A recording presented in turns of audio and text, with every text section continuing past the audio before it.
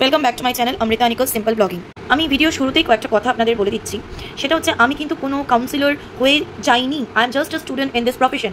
আমি আগেও বলেছি, ক্লিয়ার করেছি, আমি যদি এই লাইনটায় দাঁড়াতে যাই এখন ওর 15 বছর বেশি আমার লেগে যাবে। 15 years, more than 15 years it will take. কারণ এটা খুব গুরুত্বপূর্ণ একটা লাইন আর এবং সময় সাপেক্ষ। মানে আমি যদি উল্টোপাল্টাভাবে কাউন্সেলিং করি বা ঠিকঠাকভাবে না করি, ক্লায়েন্টের কিন্তু অসুবিধা হয়ে যেতে পারে, প্রবলেম আরও বেড়ে যেতে পারে। সুতরাং আমি কিন্তু কোনো কাউন্সেলিং করতে এখানে আসিনি বা অ্যাডভার্টাইজ দিতে এখানে আসিনি। জাস্ট অ্যাওয়্যার করছি আপনাদের এই প্রবলেমগুলো থেকে কী কী হতে পারে। That's it, and that is only my intention regarding this. Sangeeta madam বারে বারে বলছিলেন যে কাউন্সেলিংটা করানো দরকার, ম্যারেজ কাউন্সেলিংটা করানো দরকার। জাস্ট আমার মাধ্যমে যেহেতু আমি এই কোর্সটা করছি, যদি কারোর উপকৃত কেউ হয় বা কারোর যদি উপকার করতে পারি, তার জন্যই আমি এই কথাগুলো শেয়ার করছি বা করবো ইন ফিউচার। বাট আমি কোনো কাউন্সেলার নই, আমি কোনো কাউন্সেলিং করাই না। Just I am giving the message regarding this. আপনাদের হেল্প হলে আপনারা শুনবেন, না হলে আপনারা স্কিপ করে যেতে পারেন। আমরা কাউন্সেলারের কাছে কেন যাব?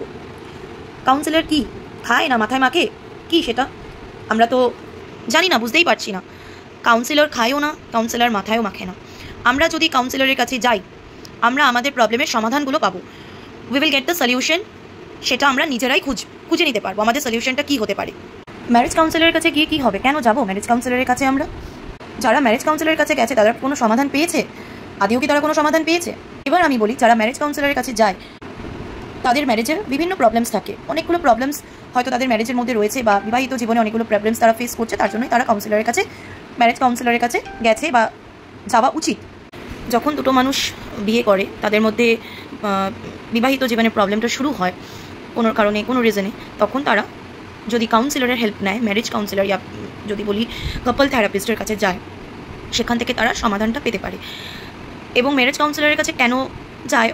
অনেক প্রবলেমসগুলো আমরা দেখতে পারি, যেরকম কারোর বেবি হচ্ছে না বা সেক্সুয়ালি প্রবলেম হচ্ছে, হ্যাঁ বাচ্চা হওয়ার পর ফিজিক্যাল রিলেশনশিপের প্রবলেম হচ্ছে, বা কোনো extra marital affair, third person ঢুকে গেছে রিলেশনশিপটাকে নষ্ট করছে।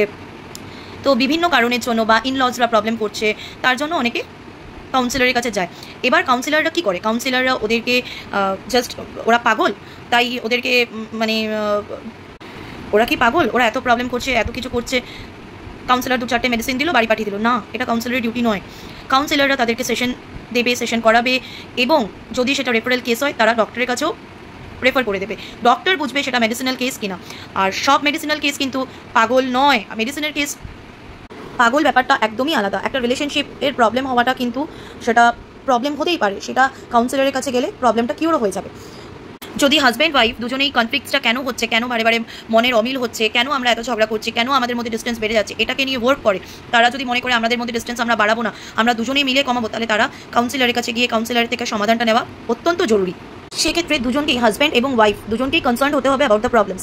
এদিকে ওয়াইফ বললো আমি কাউন্সিলিং করাবো, বা হাজব্যান্ড বললো আমি করাবো না, বা মানে হাজব্যান্ড চাইছে ওয়াইফ চাইছে না, সেক্ষেত্রে প্রবলেমসটা অবশ্যই কিওর হয়, বাট কোথাও যেন একটা প্রবলেম থেকে যায়। দুজনের করানোটাই বেস্ট। সেখানে কাউন্সিলর কী করে? কাউন্সিলর 3-4টে সেটিংস বা সেখানে কাউন্সিলর 3-4টে সেটিংস দেবে বা সেশন দেবে। সেখানে হাজব্যান্ড এবং ওয়াইফ দুজনকেই ডাকা হবে। কাপল কাউন্সিলিং মানে হচ্ছে দুজনেই যাবে, দুজনকেই কাউন্সিলিং করা হবে।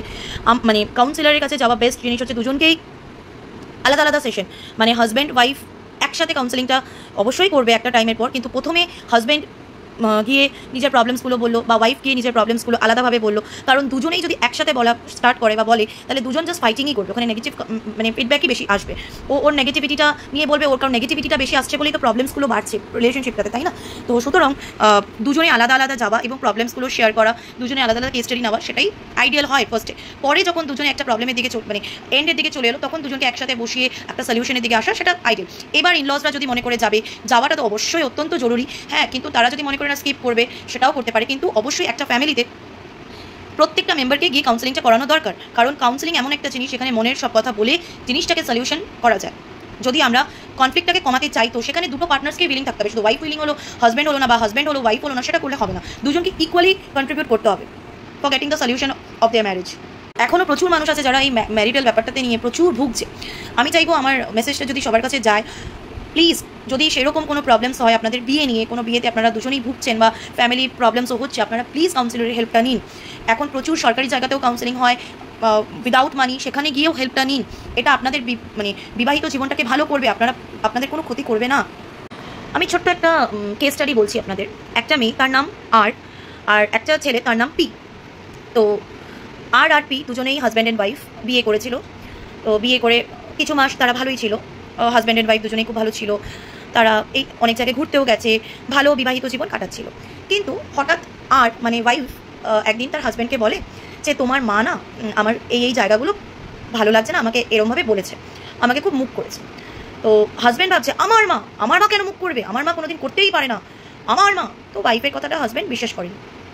তো দুজনের মধ্যে এটাকে নিয়ে অনেক বড় ফাইট হয়। তো হাজব্যান্ড বলেছে যে ওয়াইফকে তুমি বেরিয়ে যাও। তো ওয়াইফ যথারীতি বাড়ি ছেড়ে চলে গেছে, বারংবার আবার ফিরে এসছে, আবার চলে গেছে।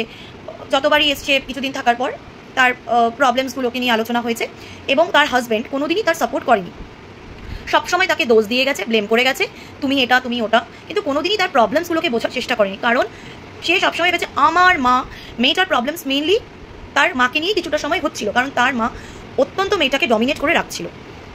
তো ছেলেটার বক্তব্য, যিনি ছিলেন, আমার মা এরকম করতেই পারে না, আমার মা কোনো প্রবলেম করতেই পারে না, তোমার প্রবলেম হচ্ছে তুমি চলে যাও। তো ফাইনালি মেয়েটা অনেক দিনের জন্য এবারে ফাইনালি চলে গেল। তো তার মধ্যে ছেলেটা এক্সটার্নাল একটা অ্যাফেয়ারে জড়ায়, এক্সট্রা ম্যারিটাল অ্যাফেয়ারে। তো মেয়েটা সহ্য না করতে পেরে, মেয়েটা মানে দীর্ঘদিন সহ্য না করতে পেরে একটা বেড স্টেপও নিয়ে নেয়, ও একটা সুইসাইডাল অ্যাটেম্প করে। তো সহ্য না করার ফলে কিন্তু এই স্টেপটা ও নেয়। তো আলটিমেটলি ও বুঝতে পারে যে জীবনের সাথে খেলা ঠিক নয়। তো ও মনে করেছিল যে এখানে ফিরবে, ও রিলেশনশিপে আবার ফিরে ও লড়াই করবে রিলেশনশিপটা নিয়ে। কিন্তু মেয়েটা জাস্ট ওর হাজব্যান্ডকেই চায়, ওর হাজব্যান্ডের প্রতি ওর ব্লাইন্ড ভালোবাসা। সেখানে হাজব্যান্ড বুঝতেই পারছিল না যে কী করা, মানে মেয়েটাকেই ও ভুল ভাবছিল। তো যাই হোক, তো ওদেরকে মানে যখন ফিরে আসে অনেকেই সাজেস্ট করে তোমরা কাউন্সেলিং করাও, কাউন্সিলরের কাছে যাও। তখন তারা ডিসিশন নিল যে তারা কাউন্সিলরের কাছে যাবে, ম্যারেজ কাউন্সেলিং করাবে। এখানে হাজব্যান্ডটাও তার এক্সটার্নাল ম্যারিটাল অ্যাফেয়ার থেকে বেরিয়ে এসেছিল, মানে পুরোপুরি বেরোতে পারিনি, but he was trying to do. তো যাই হোক, হাজব্যান্ডটা জোর করেই হোক বা যাই হোক, ও কাউন্সিলরের কাছে যাওয়ার জন্য রাজি হয়।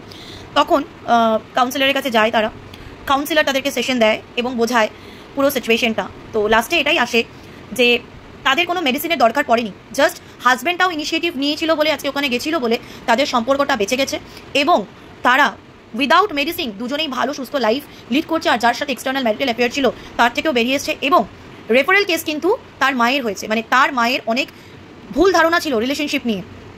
তো তার বাউন্ডারিজগুলোকে লিমিটেশন দেওয়ার জন্য তারই মায়ের ক্ষেত্রে সেটা রেফারেল কেস হয়েছে, মানে তার মেডিসিন দরকার পড়েছে। কিন্তু আজকের ডেটে হাজব্যান্ড অ্যান্ড ওয়াইফ দুজনেই ভালো আছে এবং ভালোভাবে সংসার করছে, ঠিক আছে। আর তার মাও এখন মেডিসিন নিয়ে ভালো আছে। সুতরাং ম্যারেজ কাউন্সিলরের কাছে গেলে সবসময় যে তারা মেডিসিন, মানে তারা সাইকিয়াট্রিস্টের কাছে রেফার করে দেবে বা কিছু, তা নয়। এবং তারা তখনই রেফার করবে যখন ওটা মেডিসিনাল কেস হবে। তো আমি এইটুকুই বলার ছিল যে সবসময় চেষ্টা করবেন নিজেদের বিবাহিত জীবনটা ভালোভাবে এগোনোর এবং কনফ্লিক্টসের মধ্যে দিয়ে না গিয়ে একটা সুন্দর জীবন কাটানোর। মনের অমিল মানেই তো কনফ্লিক্টস। আমি এটা বলছি, ও ওটা করছে না, ও ওটা কেন করছে, আমি এটা কেন করছি না। এই ডিসকর্ডগুলো যখন হয়, মনের অমিলগুলো যখন হয়, তখনই কিন্তু কনফ্লিক্টস তৈরি হয়। থট প্যাটার্নসগুলো তখন, মানে বিভিন্ন থট প্যাটার্নসের মধ্যে দিয়ে তারা যায়, আর তার জন্যই কিন্তু প্রবলেমসগুলো স্টার্ট হয়।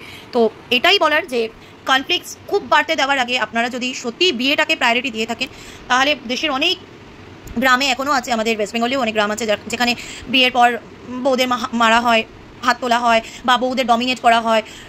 আপনারা পারলে একবার যদি বিয়েটা নিয়ে ভেবে থাকেন একটা ভালো লাইফ কাটাবেন, please go to a councillor.